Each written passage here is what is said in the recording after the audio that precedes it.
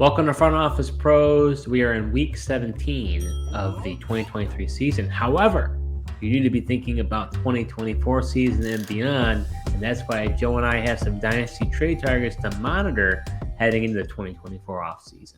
Hike! First guy I'm trading for, Steve, is going to be running back Zamir White, a guy who's kind of broke out this last couple of games with his opportunities, with Josh Jacobs having an illness, battling some injury.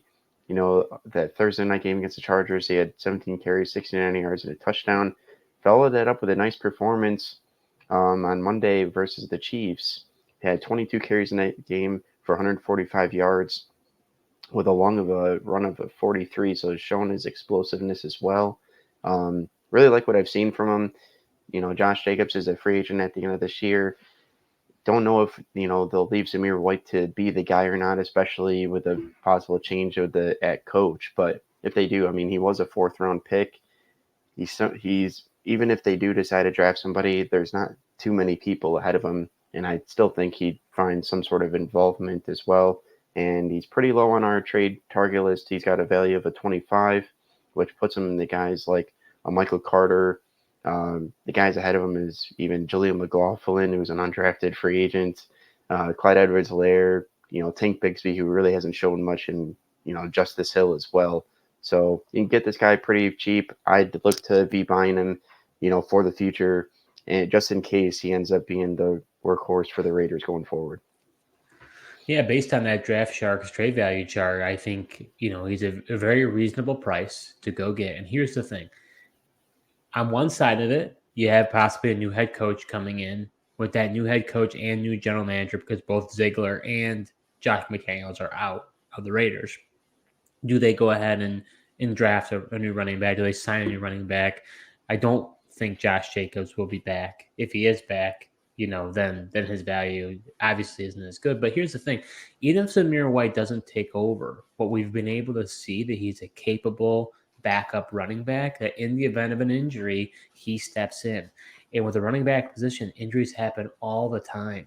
So having a guy that is a next man up, that in the event that somebody gets injured, like if you had Jacobs and he was out this week in your semifinals and you didn't have Zamir White, you're kicking yourself, because he could have filled right in and got you pretty much this very similar fantasy production.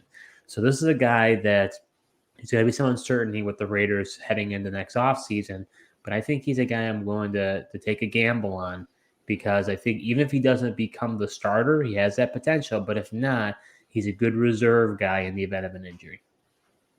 Yeah, definitely. I mean, it's low risk and high reward potentially, in my opinion. So my trade target, my first one that I'm telling you to monitor heading into the 2024 season, is quarterback Bryce Young. I was big on this guy since the beginning of the year, but his rookie year did not go as I expected, and pretty much nothing went right for the Carolina Panthers in the 2023 season. Against the Green Bay Packers, Bryce Young had his first 300-plus passing yard game of his career and his first multi-touchdown game since week 5 against the Detroit Lions. Based on the Dynasty trade value chart, according to Draft Sharks, Young is equivalent to a third-round pick and less than Sam Howell, Derek Carr, and Daniel Jones. To me, it's going to be a gamble if you're going to try to acquire Bryce Young, because the reality is we haven't seen a lot that would make you that encouraged. But this game was big. And I know some will say, like, well, you're kind of trading for him after one of his best weeks, and I get that. But his value is depreciated immensely. He was probably a higher first-round pick, especially in super flex leagues. So because of that, this is an opportunity to possibly take advantage. Go ahead and talk to that owner who obviously, unless they're going to hold out, they might be willing to take pennies on a dollar, maybe not pennies, maybe a quarter on a dollar, to be able to say, hey, I don't see enough in Bryce Young, I'm going to move away from him. And this was a sample size. They said, okay, this is something that we can work off of. This is something that I could have some hope that maybe if he gets an offensive mastermind in as the head coach, maybe that turns things around. I mean, look at Tua, right? Tua was on his road to being a bust. And then Mike McDaniel comes in, and all of a sudden Tua is doing great. Tua was not elite when he first came in the picture. Once they acquired Tyreek Hill, Mike McDaniel came in as a coach, then everything changed. So we've seen potential from Bryce Young. That offensive line needs to get reworked. They need better weapons. Adam Thielen's old, so it's going to be a while. But I think he's a guy that I'm willing to take a gamble because I have seen some plays that he's made that say, okay, I'm hopeful for this guy going forward. Yeah, I thought it was interesting you had this guy on your list. I know that you like him a lot. Honestly, I was shocked. I had no idea that the Panthers were even capable of scoring 30 points in a game. I was shocked at the result of that Packers game. But, I've been out on Bryce Young, so if there's an owner that's got him, like myself, even with that performance, might be looking to sell him high off of that performance versus, just like you said, you're trying to buy high, but people could just be looking to get off of him, but take advantage of that big game if they don't truly believe. I actually think he's the perfect trade candidate based on what you just said, because there's going to be people like me who say, okay, I've seen enough of a glimmer of hope, I'm going to go for him. And then guys like you that say, oh boy, like he's been a disaster. Finally, some signs of life. Now let me see if I can maximize my trade value for him because I want to get rid of him. Because honestly, he has a steep hill to climb. He's got to get a new coach in there that's going to want to work with him. It's a completely new regime. So it's a possibility that this guy's like, I don't want to work with Bryce Young. And if that's the case, then after next year, Bryce Young could be completely obsolete. Like his value would be absolutely in the tanker. Nobody would want him. So it's a risky gamble. I don't think to me it I more don't like think it's that risky, just because. really. Yeah, just because. I mean, like if he gets a new coach, brings in an offensive coach that can help them along, they need to draft or acquire some better talent at wide receiver because that's the other thing. They don't really have a good receiver core. Offensive line isn't really the best either. But my biggest knock on Bryce Young was I thought he wasn't going to be able to hold up, physically throughout the whole, He has though. the whole year. No, I know you haven't let me finish my point. I mean, that was what I was most concerned about. But that's what I've been most impressed about because I thought with his small stature, once he got hit by these bigger defenders in the NFL, he wasn't going to be able to hold up. But to my surprise, he has.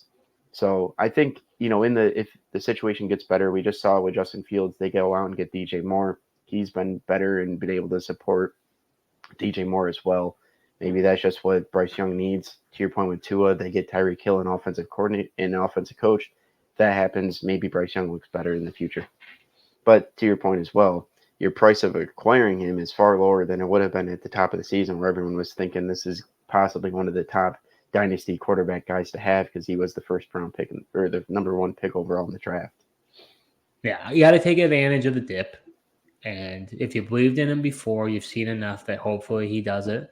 And if not, then you move him away. I would not be surprised if he's a commonly traded player this offseason.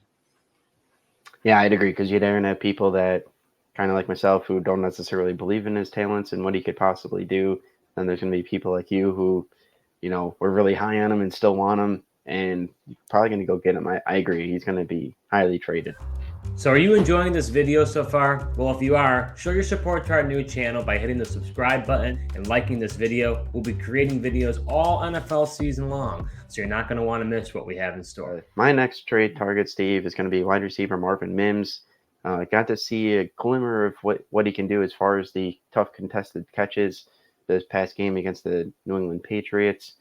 And that's really, I mean, he's had a couple of games where he's been able to show that ability of making some tough catches, but for whatever reason, Russell Wilson doesn't really seem to like to get him involved. I think play calling wise, at least earlier in the year, they were trying to get plays in for him, but they just haven't. But I think next year could be different.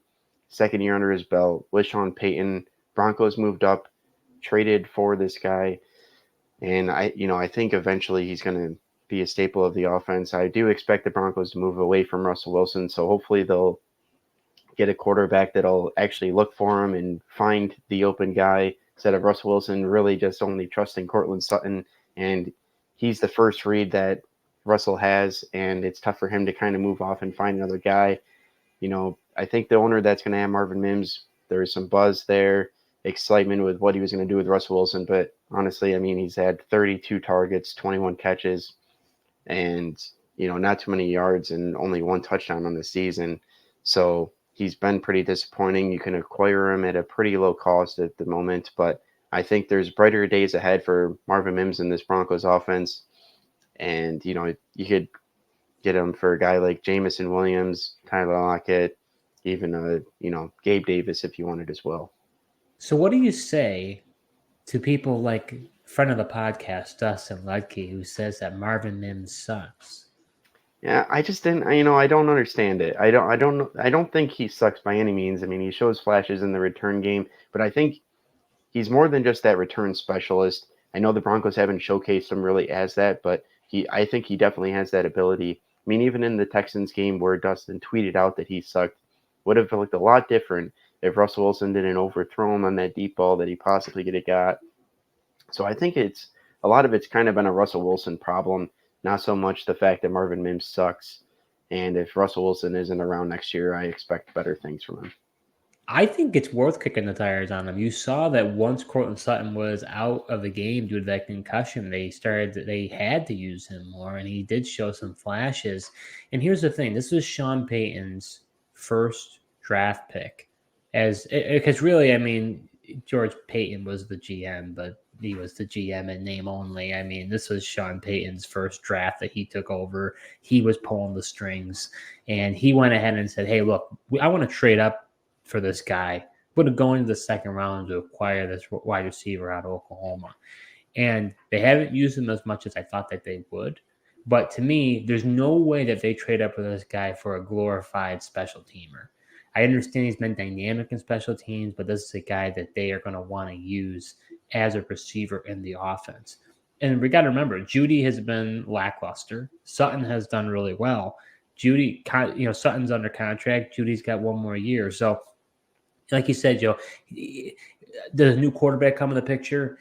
Next year will be his second year understanding the offense. I just think that Mims is a guy that's worth targeting, and a lot of people might be a little bit underwhelmed by his usage. So he's another guy that might be worthwhile to try to go get him.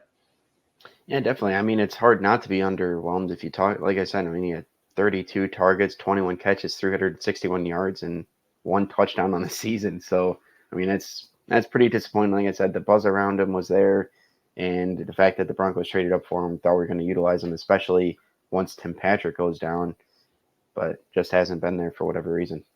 So my next trade target is going to be wide receiver Tee Higgins. Jamar Chase out. We saw T had a fantastic game against the Steelers with 8 targets, 5 catches, 140 yards, and a touchdown. To me, this may be the tip of the iceberg for Tee Higgins' value.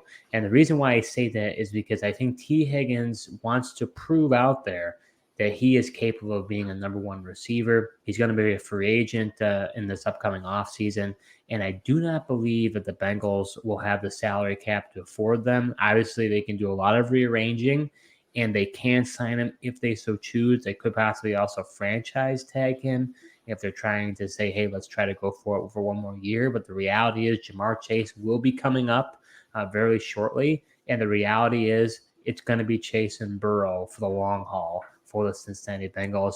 Chase is going to break records as far as contract goes. He probably will become the highest paid receiver in the NFL history whenever he comes up for billing. So to me, it is sort of a gamble because we don't know where Tee Higgins will go. And ultimately, he's going to be paired with whatever team's signal caller is. But I'm going to take the risk. So I'm going to trade away guys like Drake London, Deebo Samuel, who's getting a little bit older. Michael Pittman, who's also in the same situation, is in a contract year. He'll be a free agent as well. And then Devonta Smith. Devonta Smith's been, a guy I've been disappointed with. I thought he was going to kind of be kind of 1B to A.J. Brown's 1A, but we've really seen that he's kind of second fiddle, a distant second fiddle in my view to A.J. Brown. So to me, if Tee Higgins is able to leave that Bengals offense, sign somewhere, become that number one receiver, could do a lot for his value. Yeah, I agree. I mean, I think I've seen enough out of him to believe that he can be a wide receiver one when he's gotten the chances with Chase out. He's performed well and to me performed well enough to be a one for another team if he does end up leaving the Bengals. And just seeing him do it with a guy like Jake Browning at quarterback, even, it's one thing to do that with Joe Burrow supporting him. But you talk about not knowing what the signal caller is if he switches teams. But the fact that Jake Browning's he stayed, fantasy relevant and performing well in a nice clip gives me confidence that no matter where he goes, he'll be able to perform. And that's a great point because it hasn't been Burrow throwing him the ball in this most recent stretch of games. It's been Jake Browning. And so that does give you a lot of encouragement that no matter who the quarterback is, if he gets hyper targeted, he's going to perform. And he really has done well. And even if he stays with the Bengals, you're not going to be disappointed. I mean, he's really been just a little bit underneath what Chase has been doing. So if he stays, great. Might be hard to get this guy. He's had a disappointing year. So if hopefully at some point you tried to acquire him, it might be too late. You might have to pay a little bit of a premium, but I would be willing to roll the dice there. Yeah, might have to pay a bit of a premium, especially from what you probably could have gotten, middle of the season when he was just an absolute disappointment, battling some injuries. But, who knows? People could also be scared. When guys are impending free agents, you're not sure where they go. Owners get a little nervous about their landing spots and could be more willing to trade them as well. Oh, yeah. I mean, if Tee Higgins becomes a free agent and signs a mega deal with the Carolina Panthers and Bryce Young, are people going to be like, ooh, you know what I mean? Like, it really depends on where he goes. If he goes to a bad spot, people are going to be like, that's an interesting point. I mean, I'm confident about Tee Higgins and I like him, but if he goes to Carolina with Bryce Young, I don't know. Exactly. So those are some trade targets for you to consider heading into the 2024 season. As the season wraps up, we're going to stop. We're not stopping.